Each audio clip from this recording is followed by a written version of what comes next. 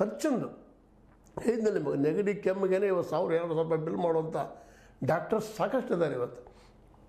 ಅದರಲ್ಲೂ ಈ ಎಷ್ಟೋ ಜನ ಪಾಪ ಔಷಧ ಅಂಗಡಿಯಿಂದ ಗುಳಿಗೆ ತಗೊಂಡು ಹೋಗುವಂಥ ಜನ ಇದ್ದಾರೆ. 5 ರೂಪಾಯಿ 10 ರೂಪಾಯಿ 20 ರೂಪಾಯಿ ಕೊಟ್ಟು ನೆಗಡಿ ಕಡಿಮೆ ಆಗಲಿ ಅಂತ. ಯಾಕಂದರೆ ಒಂದು ದವಾಖಾನೆ ಒಳಗೆ ಹೆಜ್ಜೆ ಇಟ್ಟರೆ ಪ್ರೈವೇಟ್ದಲ್ಲಿ ಖಾಸಗಿಯಲ್ಲಿ ಇಟ್ಟರೆ 200 ರೂಪಾಯಿ ಮೊದಲು ಬಿಲ್ ಹರಿತಾರೆ ಅವರು.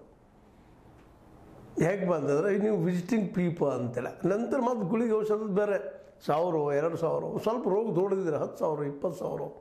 ಇವತ್ತು ನೋಡಿರಿ ಒಂದು ಸಹಜವಾದಂಥ ಹೆಣ್ಣು ಮಗಳ ಬಾಣಂತನಕ್ಕೆ ಹಡಿಯೋದಕ್ಕೆ ಇವತ್ತು ಪ್ರಸವಕ್ಕೆ ಇವತ್ತು ಕಡಿಮೆ ಇದ್ರೂ ಅದು ಸರ್ಕಾರಿ ಆಸ್ಪತ್ರೆಗಳಲ್ಲಿ 5,000-10,000 ರೂಪಾಯಿ ಖರ್ಚು ಬರ್ತದೆ. ಫ್ರೀ ಇದ್ದರೂ ಸಹಿತಲ್ಲ. ಯಾಕಂತಂದ್ರೆ ಖರ್ಚುಗಾರಿದ್ದು ಗುಳಿಗೆ ಔಷಧ ಕೆಲವೊಂದು ಸರ್ಕಾರಿ ಆಸ್ಪತ್ರೆಗಳಲ್ಲಿ ನಿಮಗೆ ಗುಳಿಗೆ ಔಷಧ ಸಿಗೋದಿಲ್ಲ, ಹೊರಗಿನ ತರಿಸುವಂಥದ್ದು. ಇವುಗಳನ್ನ ಸಹಿತ ನಾವು ಗಮನಿಸಬೇಕಾಗಿದೆ. ಇಲ್ಲಿ ಇಂಥ ಕಾಸ್ಟ್ಲಿ ಇದ್ದಂಥ ಈ ದಿನಗಳಲ್ಲ ಇವತ್ತು ಮಧ್ಯದಾಗಿ ಈ ಸರ್ಕಾರಿ ಆಸ್ಪತ್ರೆಗಳ ಮೇಲೆ ದೊಡ್ಡ ಆರೋಪ ಏನಪ್ಪ ಅಂತಂದ್ರೆ ಅಲ್ಲಿ ವೈದ್ಯರು ಇರೋದಿಲ್ಲ ಅನ್ನುವಂಥದ್ದು, ಸಮಯಕ್ಕೆ ಸರಿಯಾಗಿ ಚಿಕಿತ್ಸೆ ಕೊಡೋದಿಲ್ಲ ಅನ್ನುವಂಥದ್ದು, ಮತ್ತು ಸಫಿಷಿಯೆಂಟ್ ವೈದ್ಯರು ಇರುವುದಿಲ್ಲ ಅನ್ನುವಂಥ ಮಾತು ಇದು ನಾವು ಕೇಳ್ತಾ ಇದ್ದೀವಿ. ಮತ್ತು ಗುಳಿಗೆ ಔಷಧಗಳೆಲ್ಲ ನಡುವೆ ಮಾರಾಟ ಆಗ್ತಾ ಇದ್ದಾವೆ ಅಂತೆಲ್ಲ ಸರ್ಕಾರನೂ ಮಾಡ್ತಾ ಇದೆ ಪ್ರಯತ್ನ ಅಂತ ನಾವು ಅಂದ್ಕೊಳ್ಳು.